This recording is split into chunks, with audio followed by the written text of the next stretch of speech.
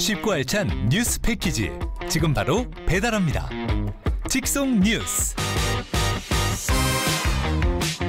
네, 직송 뉴스 화요일은 단독 배송일입니다. 뉴스라이더 백지원 리포터 함께하겠습니다. 어서 오세요. 네, 안녕하세요. 네, 바로 첫 번째 소식부터 가보겠습니다. 네, 오늘의 첫 번째 키워드 발등에 불입니다. 요즘 발등에 불 떨어진 곳이 많습니다. 네. 어제 언급하긴 했습니다만 의료 현장에 있고요. 또 전국의 지자체들도 발등에 불이 떨어졌습니다. 왜냐하면 환경부의 폐기물 관리법 시행 규칙이 지난 2021년에 개정이 되는데요. 이에 따라서 수도권은 오는 2026년부터, 비수도권은 2030년부터 생활쓰레기 직매립이 전면 금지됐습니다. 비수도권에 해당되는 경남 같은 경우는 2030년부터 이 생활쓰레기를 묻을 수가 없게 되는데요. 예. 지금이 2024년이니까 이제 6년 뒤 얼마 남지가 않았습니다. 그렇다 보니까 지자체들이 매립에서 소각으로 이렇게 부랴부랴 대책 마련에 나섰고요. 특히 도내 진주 사천 지역 이 광역 소각장 논란이 굉장히 뜨겁습니다. 네, 우선 직매립 금지가 된다. 그러니까 바로 땅에 묻는 게 금지가 된다. 네. 그러면 이후에는 어떻게 처리하라는 거예요? 재활용하게 되거나 아니면 소각해서 남은 재만 이렇게 매립할 수가 있는 거고요. 예. 이를 어기게 되면 3년 이하의 징역 또는 3천만 원 이하의 벌금이 부과됩니다.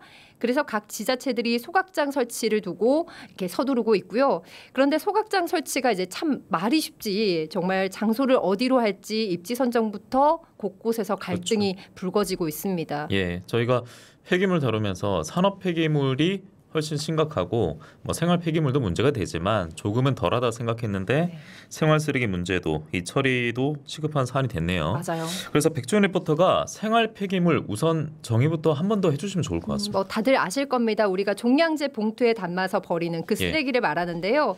흔히 말하는 일반 쓰레기입니다. 음식물 쓰레기와 재활용 쓰레기를 제외한 모든 쓰레기가 지금 말하는 생활 쓰레기에 해당이 됩니다. 네, 생활 쓰레기는 보통 이제 공공에서 처리가 되고 발생한 지역에서 처리가 돼야 되는 폐기물입니다.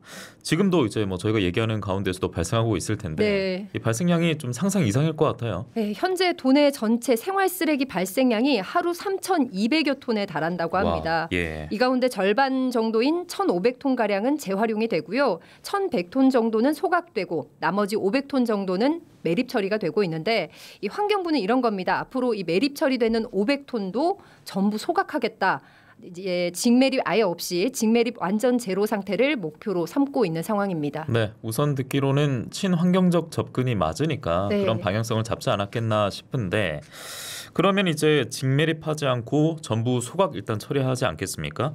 가질 수 있는 우리가 받아들일 수 있는 긍정적 효과는 무엇이 있을까? 이것도 궁금해집니다. 그동안 매립 쓰레기가 얼마나 많이 또 쌓였겠습니까? 그렇죠. 이렇게 계속 쌓이면서 생긴 부작용부터 해소가 가능해진다고 하는데요. 이 매립이 아닌 소각 처리의 효과, 경상대학교 환경공학과 박정우 교수 얘기 들어봤습니다. 그동안 소각 가능한 가연성 생활 폐기물조차 매립되어 매립지 부족 문제를 해결할 수가 있고요. 또한 쓰레기를 선별을 통해서 재활용 비율을 증가시킬 수 있기 때문에 자원순환 경제를 위해서 필요한 제도입니다. 또한 가연성 쓰레기를 연소시키면 소각제, 연소가스, 열 등이 생성이 되는데요. 특히 열원은 전력 생산이나 난방의 열원 등으로 사용되기 때문에 폐기물 재생 에너지로 인식해야 한다는 점입니다. 과거 단순히 쓰레기만을 소각 처리하는 소각장과의 개념과는 전혀 다른 관점에서 봐야 된다는 것입니다. 네, 이런 관점에서 환경부도 2030년 되면은 전국적으로 직매립은 안 된다라고 지금 밝힌 건데 발등에 불이 떨어졌다라고 키워드를 짚어주셨는데 네. 맞는 것 같네요. 그러니까 소각장이 없는 곳도 있을 것이고 또 열악한 곳도 있을 것인데 맞습니다. 우리 지역 지자체는 지금 어떤 상황에 놓여 있습니까? 네, 도내에서 소각장이 아예 없는 지자체가 진주와 의령, 남해 세 곳입니다. 예. 참고로 남해 같은 경우는 내년 가동을 앞두고 있으니까 빼더라도요. 그 외 나머지 지자체는 소각장이 아예 없거나 낡았거나 용량이 부족한 경우가 많고 이 창원이나 김해, 밀양, 함안을 비롯한 도내 9개 시군에서 소각장 신설 또는 증설에 나서고 있습니다. 그리고 진주, 사천, 양산, 창녕을 비롯한 7개 시군은 아직 계획 수립 단계입니다. 그러니까 말은 쉬우니까 네. 예, 말하다 보면은 이런 얘기 나올 수 있습니다. 그냥 깔끔하게 그러면 다 새로 지으면 좋지 않냐. 네. 그런데 이게 비용이 걸리지 않겠습니까? 가장 맞습니다. 핵심이죠. 예. 그래서 최근에는 광역 소각장이 이슈로 떠오르고 있습니다. 이게 2개 이상의 지자체가 연계해서 만드는 소각장을 말하는데요. 같이 해라. 위치가 인접해 있고 설치 조건이 비슷한 지자체끼리 소각장을 공동 설치하고 음. 공동으로 운영하는 겁니다.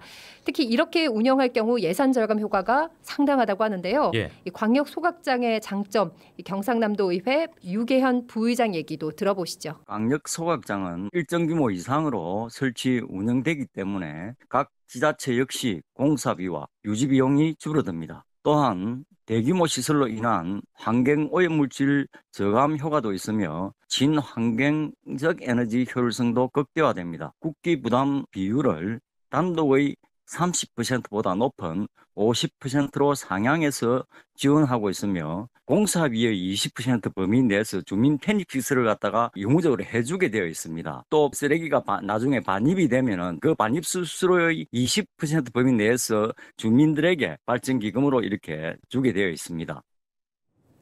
네, 광역 소각장의 장점을 유계현 경남도의회 부의장이 짚어줬고, 그러면 광역 소각장이 지금 경남도 내에서 운영되고 있는 곳도 있습니까? 네, 이 광역 소각장이 앞서 말씀드린 것처럼 2개의 지자체가 연계해서 함께 운영하는 곳이라고 말씀을 드렸잖아요. 네네. 이 도내에는 통영과 고성, 하동과 남해, 그리고 김해와 진해 이렇게 3곳이 광역 소각장을 운영 중이거나 현재 설치 중인데요. 여기서 진주와 사천과 진주도 이 물망에 올랐지만 양 지자체가 대립하면서 갈등이 일고 있습니다. 친환경적이고 규모의 경제에도 맞고, 그리고 주민들에게 발전 기금도 주어질 수 있고, 네. 이것만큼 맞는 대책이 없을 것 같은데 뭔가 갈등한다는 것은 뭐 보이지 않는 내막이 있지 않나, 이런 궁금증이 생깁니다. 네, 이 광역 소각장을 둘러싼 진주 사천 진주의 갈등에는 해묵은 논란이 있었습니다. 어떤 겁니까? 사실 진주시는 이미 30년 전부터 광역 매립장을 가동 중인데요. 이 소각장이 아니고 매립장입니다. 매립장. 진주의 광역 매립장 위치는 진주와 사천의 경계 지점이고요. 지난 1994년 10월경 당시 진주 사천이 광역 매립장 행정협정을 체결하고 사업비 전액을 진주시에서 부담을 했습니다. 네. 이 양측이 공동으로 이 매립장을 이용한 가운데 2001년 경남도 분쟁위원회에서 사천의 쓰레기는 사천대교 준공 때까지만 반입하도록 결정을 내린 겁니다. 어허. 그래서 2006년 사천대교 이 다리 준공 이후부터는 진주시만 매립을 하고 있는 거고요.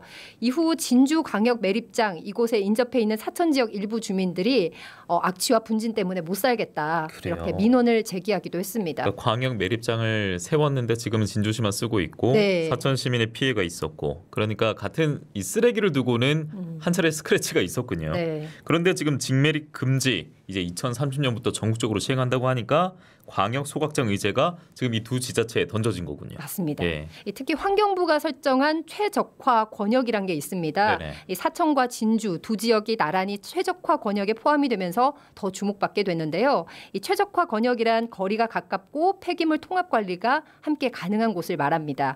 다시 말해서 광역 소각장 설치가 권장되는 곳이라고 보시면 되는데요. 그런데 지난 5월에 예. 진주시가 행정 통합을 또 제안한 적이 있었습니다. 예. 우주항공청 개청 한 일주일 전쯤인가 그랬던 것 같은데, 네. 그러니까 이제 물리적 거리로 두 지자체를 보면은 이게 뭐 최적일지 모르겠습니다만 심리적 거리는 점점점입니다. 예. 그렇게 진주 사천 행정통합 논의가 이제 무산이 되면서 광역 소각장 설치도 흐지부지 되는 분위기고요. 영향을 받는군요. 예. 최근까지의 내용을 좀 정리를 해보면 진주시는 장소를 사천에 두면 설치를 하겠다. 네, 사천시는 광역 소각장은 찬성하지만 예. 소각장 위치는 사천으로 받아들일 수가 없다. 아하. 네, 양측의 주장이 평행선을 이렇게 달리고 있고요. 예. 결국 각자 단독으로 소각장을 추진하고 있습니다. 그렇군요. 진주시의회 경제복지위원회 오경훈 위원장 얘기도 들어보시죠. 2029년까지 총 사업비 약 1,400억 원을 들여 진주시 생활 폐기물 소각시설 설치 사업을 단독으로 추진 중에 있습니다.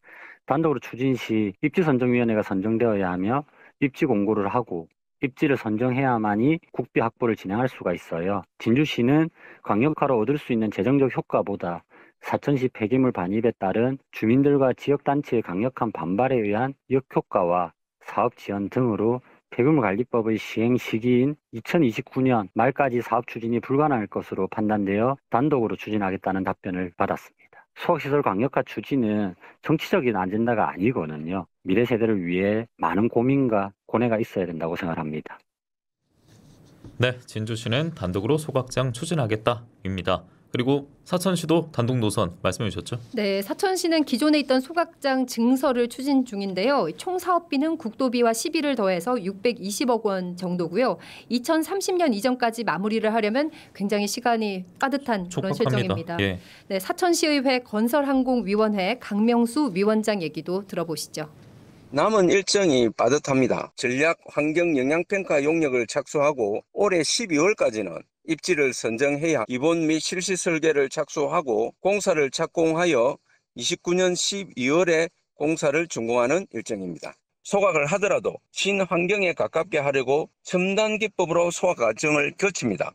그렇게 하더라도 인근 주민에게 재산상, 건강상 피해 등이 발생합니다. 충분한 보상이 이루어지려면 국비 등이 많이 지원되는 광역 소각장이 최선입니다. 두 지자체장께 제가 드리고 싶은 말은 조건 없이 일단 퍼뜩 만나십시오. 조율이 어려우면 제 개인적 생각으로는 가축 분뇨 및 쓰레기, 음식물 쓰레기는 진주에, 생활 쓰레기 소각은 사천으로 분리 설치하는 방법도 고려할 수 있을 것 같습니다. 예. 하지만 이게 과거의 유사한 사안으로 두 지자체가 갈등이 있었고 최근에 행정통합 이슈도 무시할 수는 없기 때문에 네. 각자의 길을 좀 걷겠다는 차선의 선택을 보이고 있는 것 같은데 최선의 방법이 일단 있잖아요. 그래서 최대한 좀 중재의 역할을 잘해주면 어떨까라는 생각이 들거든요. 네, 사실 그동안 경상남도가 중재 노력을 하지 않은 것은 아닙니다만 결과적으로 가시적인 성과는 드러나지 않았습니다. 그래서 더 적극적인 중재 역할이 필요하다는 의견도 나오고 있는데요. 경상남도 의회 유계현 부의장의 얘기도 들어보시죠.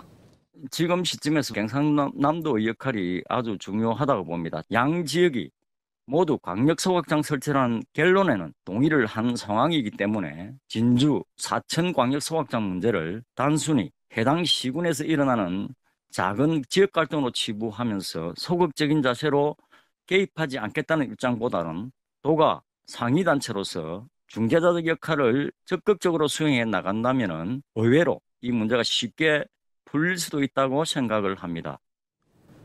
네, 중재가 필요합니다. 정부는 광역시설이라는 비용 문제를 덜 수 있는 방안을 제시했었고요.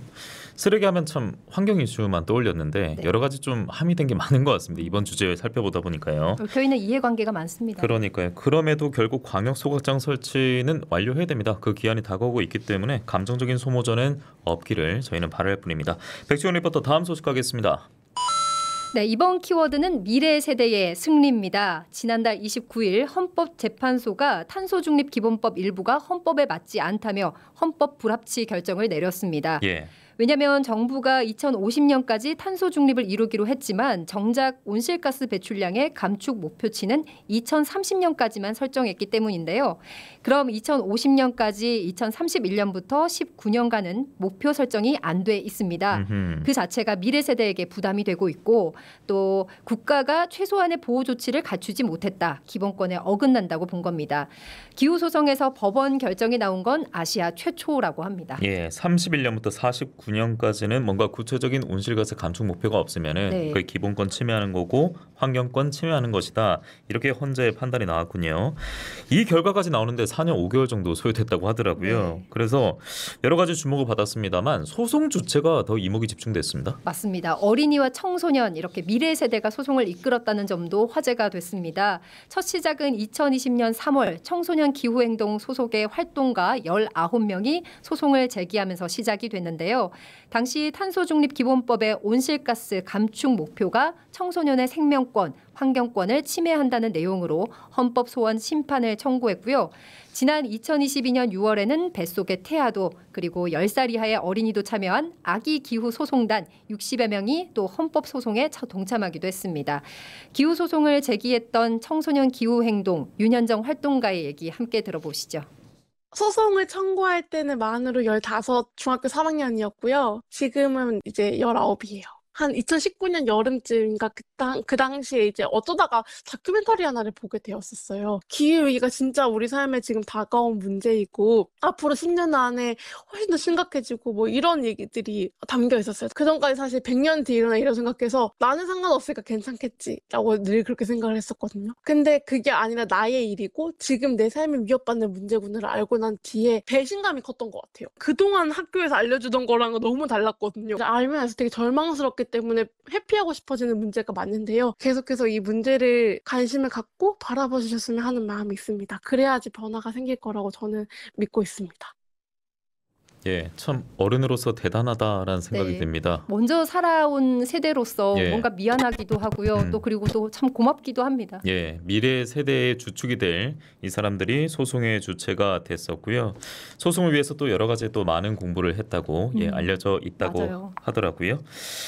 정부가 이제 2030년까지 2018년 대비 40%의 온실가스 감축을 목표로 제시한 바 있었는데 이제 헌재가 이 국민의 기본권, 청구인들의 환경권을 침해한다라고 지적을 하면서 이런 또 소송이 결과물을 만들어낸 겁니다. 그러니까 이분들 미래 세대 주축이 될 사람들이 변화를 위해 노력했던 것 이게 결실을 맺었고 헌재로부터 인정을 받은 셈이 됐는데 그렇다면 이제 앞으로 변화의 주체는 또 정부입니다. 네. 정부가 기후 정책의 변화 기조를 보여야 되지 않겠습니까? 맞습니다. 더 이상 외면해서는 안 됩니다. 예. 정책 보완 서둘러야겠죠.